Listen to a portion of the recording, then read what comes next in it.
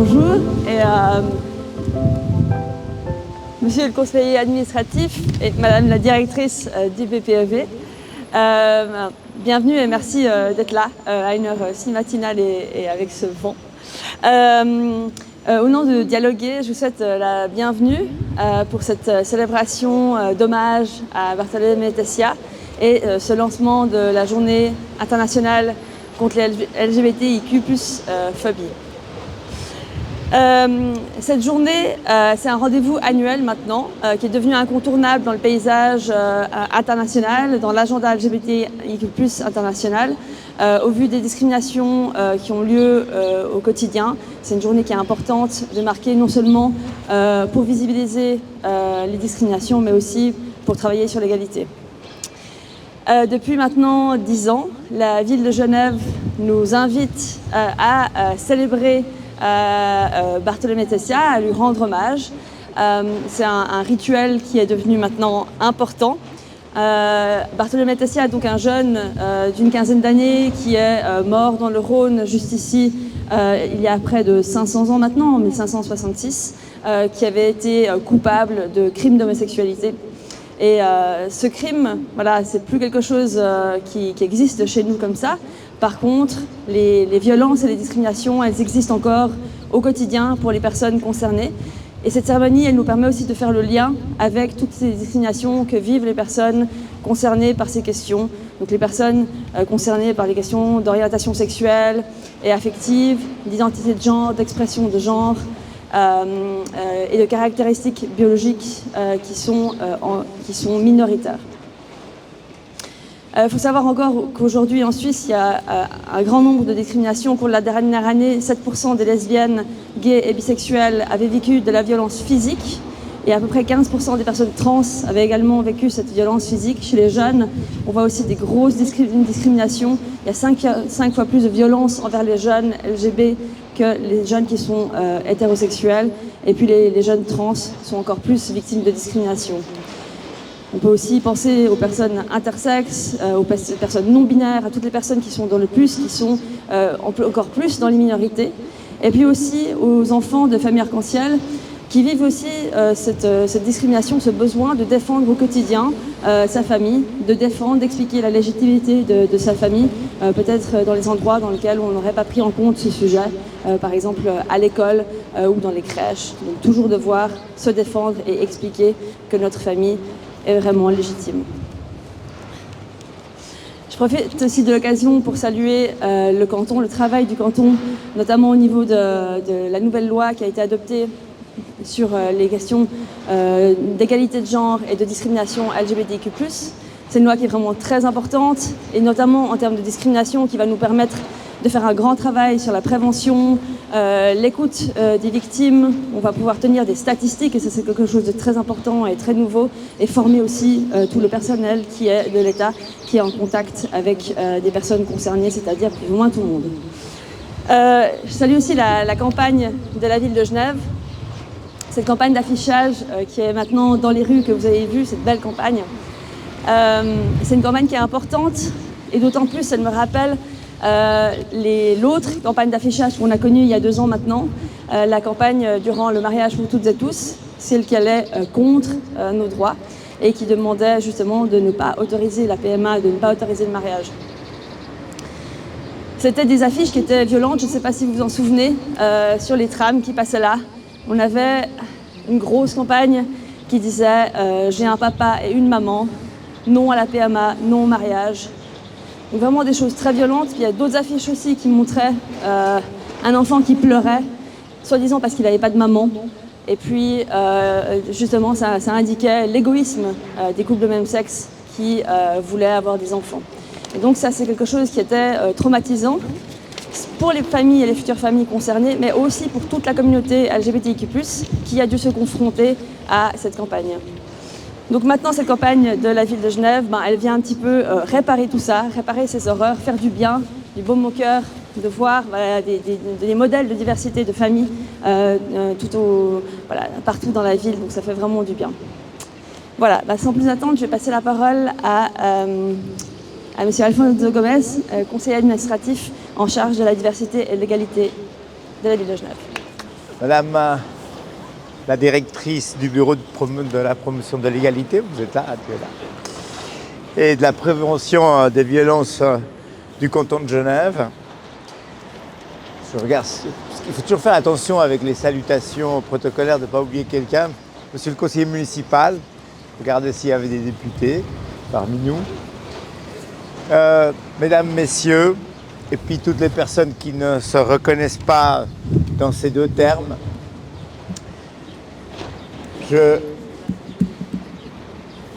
suis particulièrement heureux et toujours touché d'être parmi vous, de rendre à chaque fois cet hommage qui me semble extrêmement important, cet hommage collectif dans cette journée internationale contre l'homophobie, la biphobie et la transphobie. Nous sommes ici parce que, effectivement, Bartolomé Techea, un collégien qui avait 15 ans en 1566, collégien qui venait du Piémont, eh bien, est arrivé dans notre ville qui était un lieu de refuge, un lieu d'apprentissage, un lieu d'épanouissement, en tout cas c'est ce que ça aurait dû être, eh bien, est devenu un lieu de rejet à ce moment-là, un lieu de torture et un lieu de mort. Et cela uniquement parce que Bartholomé, eh bien, il l'aimait différemment. Tout ça parce qu'il n'était pas dans les canons qui étaient admis en ce temps-là. Il est ainsi resté tragiquement dans l'histoire de notre ville en tout cas, comme l'une des 33 condamnées, 33 personnes condamnées à la peine capitale par les autorités genevoises pour homosexualité, et cela entre le 15e et le 17e siècle.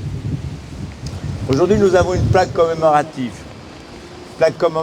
qui est installée ici au bord du Rhône, et à l'initiative de l'association Network et sur décision du conseil municipal de la ville de Genève. Cette plaque, elle commémore et elle rappelle envers tous les passants et tous les Genevoises et les Genevois qu'il y a des personnes persécutées. Il y a eu et il y a des personnes persécutées à cause de leur orientation sexuelle ou affective, à cause de leur identité, à cause de leur expression de genre. Et cela, ce fut le cas hier, mais c'est le cas encore aujourd'hui. Je viens d'apprendre ce matin que, par exemple, les autorités chinoises viennent de décider de fermer l'antenne LGBT à Pékin. Vous le voyez, nous ne sommes pas dans un progrès certain en la matière. Eh bien, hélas, ces violences, elles s'expriment aussi, évidemment, dans nos pays à l'encontre des personnes LGBTIQ. Cela n'appartient pas qu'au passé. Cela vient d'être rappelé tout à l'heure sur les violences. Vous avez peut-être vu hier, et j'ai été particulièrement frappé sur une chaîne française que SOS Homophobie compte 1500 agressions depuis 5 ans contre des personnes LGBTIQ. Vous avez vu que se multiplient même des guet-apens dans certains pays d'Europe occidentale, particulièrement en France, tout simplement pour tabasser des gens qui aiment différemment. Aujourd'hui, je pense également et particulièrement aux personnes trans qui doivent faire face chaque jour à la violence, aux discriminations et au rejet, avec évidemment des conséquences extrêmement graves et dommageables, et cela notamment sur les jeunes. Donc je salue à ce titre la présence à nos côtés de l'association Transparent, qui a été créée par un groupe de parents, un groupe de parents d'enfants trans, non-binaires, ou en questionnement quant à leur identité de genre. Cette association des courageux s'engage à offrir aux parents et proches d'enfants un espace d'accueil, d'accompagnement et un accès à une information complète. Et cela est extrêmement nécessaire. Nous avons pu le constater à moult reprises et surtout dans un certain nombre de moyens d'information nationaux où on voit, on perçoit qu'un certain nombre de messages pour le moins ambigus sont transmis à l'ensemble de la population sur la volonté de ces jeunes d'avoir leur propre identité. Cela me fait évidemment renforcer dans ma volonté, celle du conseil administratif de la ville de Genève, de renforcer le respect que mérite l'ensemble des communautés LGBTIQ, de compréhension bien entendu, d'amour inconditionnel que nous pourrons avoir comme ont leurs familles par rapport à ces enfants. Et comme chaque année depuis 10 ans, la ville de Genève, elle organise cette journée du 17 mai, cette campagne contre l'homophobie, la biphobie et la transphobie. Et contrairement à ce que nous aurions pu penser il y a 10 ans, elle est de plus en plus nécessaire. Et cette édition 2023, nous souhaitons mettre l'accent tout particulièrement sur la question des familles et des parentalités LGBTIQ. En effet, on a noté ces dernières années des évolutions positives, bien entendu, en faveur de la reconnaissance des couples, des familles et des parentalités LGBTIQ, à l'image notamment de l'instauration du mariage égalitaire, d'anciennes discriminations, comme vous le savez, elles demeurent encore aujourd'hui. Il y a de nombreux obstacles légaux, de nombreux obstacles sociaux, sociétaux, qui continuent ainsi de se dresser face à une égalité réelle de tous les schémas familiaux.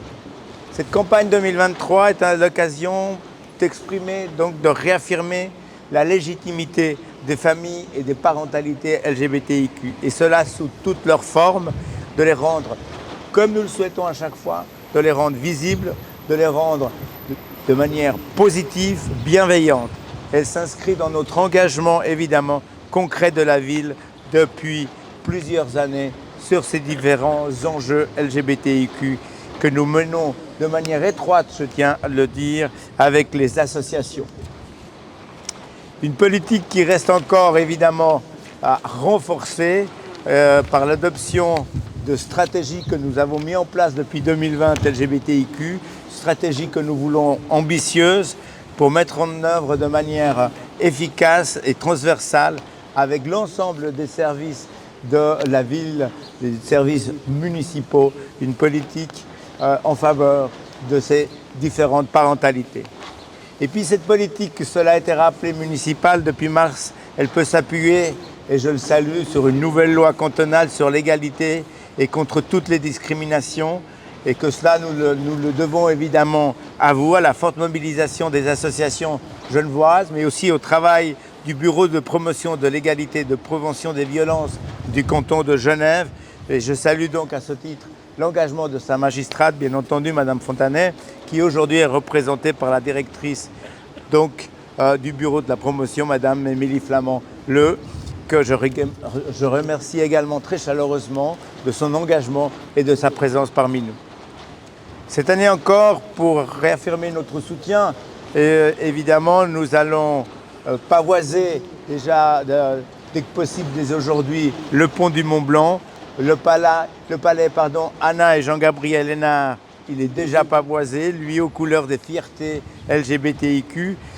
Et je ne sais pas si dès la nuit tombée, nous pourrons faire ce qui était prévu, c'est-à-dire mettre les couleurs LGBTIQ sur le jet d'eau, les couleurs arc-en-ciel. J'espère que le temps sera bienveillant et nous permettra de le faire.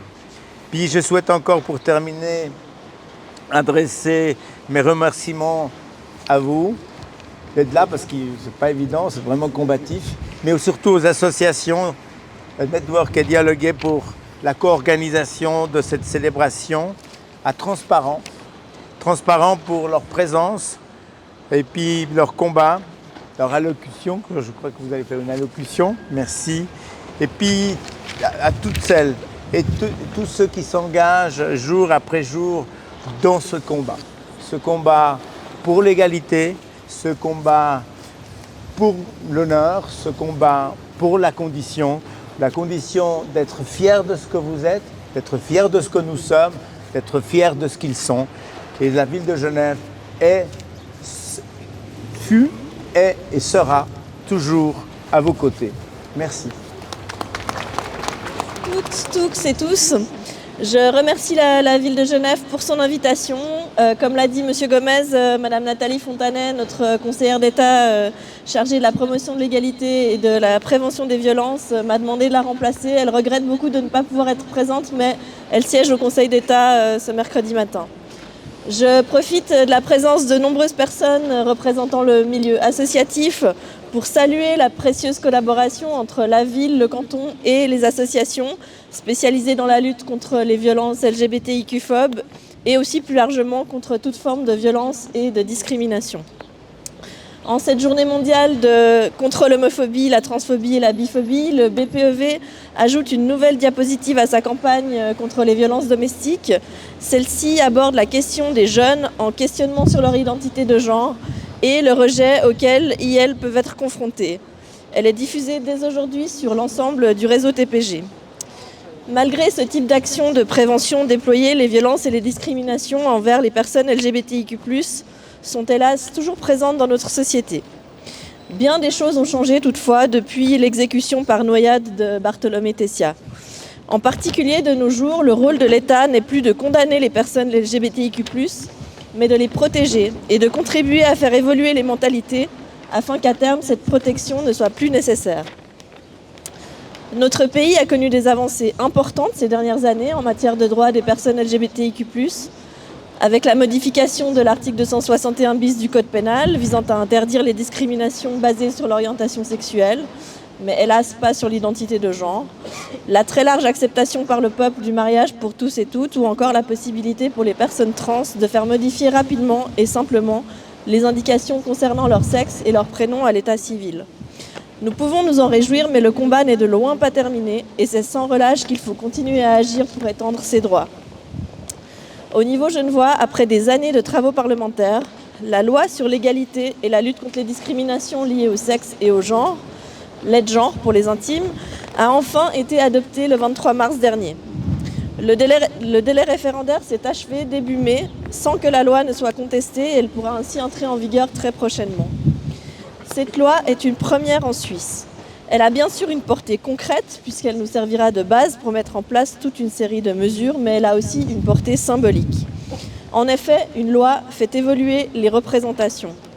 Selon le Robert, une loi est une règle impérative, mais c'est aussi une règle exprimant un idéal, une norme. Ainsi, les femmes, les personnes LGBTIQ+, et toutes les minorités de genre concernées par cette loi passent de la marge à la norme. Avec le vote de la loi de genre, désormais, à Genève, on affirme que la norme, c'est de reconnaître l'égalité de toutes les formes d'orientation affective et sexuelle, d'identité de genre, d'intersexuation et de structure familiale. La norme, c'est de veiller à ce que toute personne soit respectée et considérée selon son identité de genre ou son expression de genre.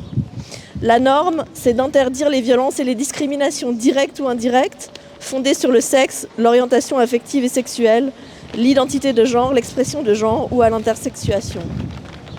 La norme, c'est de protéger l'intégrité corporelle, physique et psychique des personnes trans et intersexes. La norme, c'est de tenir compte des spécificités et des besoins des familles arc-en-ciel. La norme, c'est d'intégrer dans les statistiques pénales le caractère sexiste, homophobe, lesbophobe, biphobe ou transphobe des infractions traitées. La norme, c'est de former le personnel de l'État aux questions d'égalité de genre et de lutte contre les violences et les discriminations. La loi est là désormais pour rappeler ces normes à celles et ceux qui pourraient les ignorer ou les oublier. L'État et le BPEV ont maintenant un rôle important à jouer pour mettre en œuvre cette loi, en élaborant un plan d'action et en déployant des mesures. Mais vous aussi, qui travaillez ou vous engagez bénévolement dans le réseau associatif, vous pourrez la faire vivre en la faisant connaître, en vous y référant et peut-être parfois en portant certaines situations devant les tribunaux pour la faire respecter. Je forme le vœu que cet outil nous permette de faire progresser les droits des personnes LGBTIQ+, de nous éloigner de la sombre époque où l'on condamnait des personnes pour qui elles étaient, pour qui elles aimaient, et de nous rapprocher de celle où nous serons tous, toutes, chacun, chacune, libres d'être et d'aimer. Merci beaucoup. Alors l'avantage d'intervenir en troisième ou quatrième, c'est que tout a déjà été très très bien dit. Mon rôle aujourd'hui, c'est essentiellement au nom de Network de remercier les autorités pour l'organisation de cette cérémonie. il y a quelques semaines, nous avions notre assemblée générale à Lucerne où notre président de Network Suisse a exprimé sa gratitude aussi pour l'acceptation. Il a eu, après l'acceptation du mariage pour toutes et tous, on avait vraiment l'impression en tant que gay d'être arrivé au milieu de la société. On sait que ce n'est pas le cas pour les trans notamment, c'est pour ça aussi qu'on concentre maintenant la discussion un peu là-dessus. Nous sommes évidemment solidaires avec ça et reconnaissons surtout aux autorités pour tout le travail qu'ils font, notamment ici à Genève, où on en a beaucoup en avance sur d'autres parties de la Suisse. De notre côté, donc, il est important pour une société de confirmer qu'on a un socle de valeurs communs. Et puis, c'est d'autant plus important que la population change, elle évolue, elle est très diverse. Il y a des gens qui viennent, la diversité elle est bienvenue, mais elle pose aussi des défis. Et puis, on le voit malheureusement, comme l'a dit M. Gomez, le progrès n'est pas certain. Pendant très très longtemps, 200 ans, on a pensé qu'on allait toujours évoluer vers un avenir plus libre, plus heureux. Mais on voit avec ce qui se passe dans d'autres parties du monde, comme la Russie ou la Turquie, c'est qu'on a, et on l'a aussi ici à Genève, toujours une partie de la population qui sera tentée de construire son identité sur le rejet de ce qu'ils considèrent comme différent. Et cette tentation, elle est là, elle sera toujours là, on le voit au moment des élections, même ici en Suisse. Et pour nous, c'est d'autant plus important que la ville de Genève et le canton, que notre communauté ne se place pas de ce côté, mais qu'elle défend d'autres valeurs. Pour ça, nous sommes très reconnaissants. Et puis, on constate aussi ce que M. Gomez a dit tout à l'heure.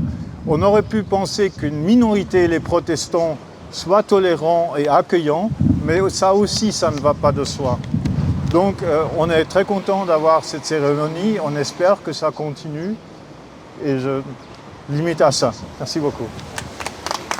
Chères autorités de la ville et du canton de Genève, chères associations LGBTIQ+, chères personnes amies, concernées et alliées présentes ce matin. C'est avec beaucoup d'émotion que nous prenons aujourd'hui la parole sur ce lieu à la mémoire de Bartolomé Techia et de toutes les victimes de violences et persécutions contre les personnes LGBTIQ+. Bartolomé, permettez-moi de l'appeler par son prénom, avait 15 ans au moment de son exécution. 15 ans, un jeune homme avec la vie devant lui, un jeune homme, un étudiant, à peine un an plus jeune que mon propre fils aujourd'hui. En tant que mère, en tant que parent, nous ne pouvons que frissonner d'épouvante à l'idée de ce que Bartolomé a subi. Nous ne sommes plus au XVIe siècle et la peine de mort n'existe plus à Genève. Mais les harcèlements et l'acharnement de certains contre nos jeunes, contre leur identité de genre, la surmédiatisation dont ils font l'objet, sonnent parfois pour eux, pour elles, pour elles, comme une condamnation de leur personne et peuvent les pousser à une réelle et grave détresse mentale. Nos jeunes sont accusés d'être influencés par Internet, contaminés par les réseaux sociaux. Mais ce que nous voyons au jour le jour dans le monde et aussi ici à Genève, c'est une contagion de propos cherchant à nier l'existence des personnes trans, non-binaires ou en questionnement d'identité de genre. Des propos souvent violents et humiliants. Chez les jeunes, cela peut aussi avoir un impact sur leur parcours scolaire. Les jeunes personnes trans sont nombreuses à connaître des périodes d'anxiété et de déscolarisation plus ou moins longues. Depuis la création de notre association, la scolarité est une de nos préoccupations majeures. Lieu des savoirs, l'école est aussi pour les jeunes le lieu d'apprentissage de la vie en société et de ses normes. C'est le lieu des premières amitiés, des liens sociaux qui se forment. Pouvoir être reconnu et accepté à l'école comme la personne que l'on est essentiel.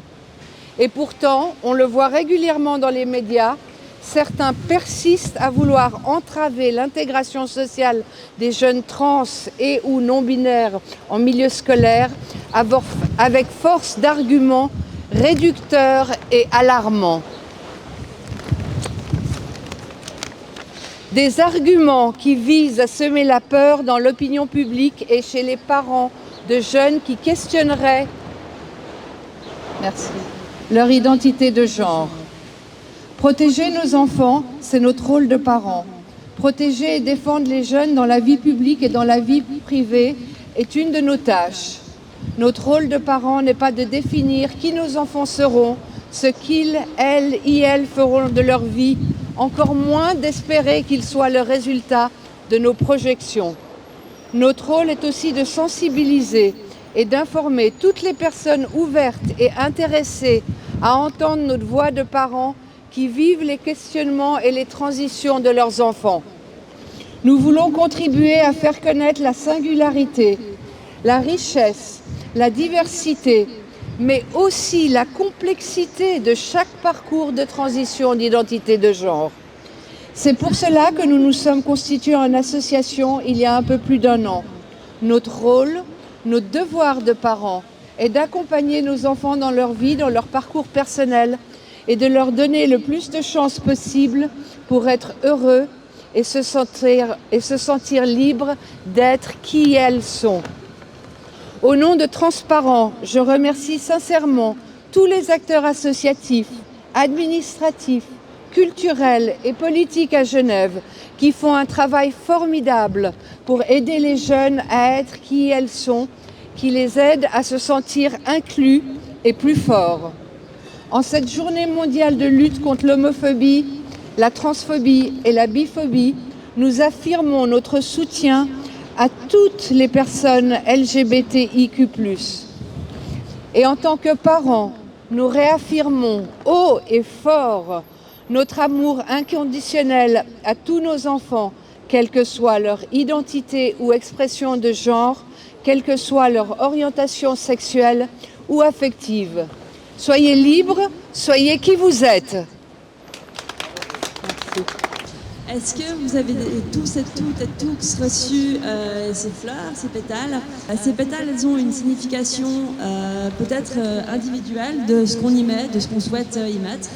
Et puis, évidemment, qu'elles symbolisent l'hommage à toutes les victimes de discrimination et de violence LGBTIQ+ phobes. Et d'autant plus, quand on la lance dans le Rhône, cette journée symbolique, elles font hommage à Bartholomé Tessier. Et en parallèle de ça, on peut aussi visualiser ça comme quelque chose de symbolique et porteur d'espoir. On peut se dire que ces fleurs, un petit peu dans le sens du lancer de fleurs qu'on pourrait faire lors d'un mariage, qu'elle peut symboliser justement tous ces mariages qu'on va bientôt célébrer et toutes les naissances, tous les bébés de famille arc-en-ciel qu'on va bientôt accueillir dans nos vies. Voilà, donc on va tous partir, tous et toutes partir ensemble, on va traverser la route. Et puis, au moment où on sera prête, on lancera la fleur.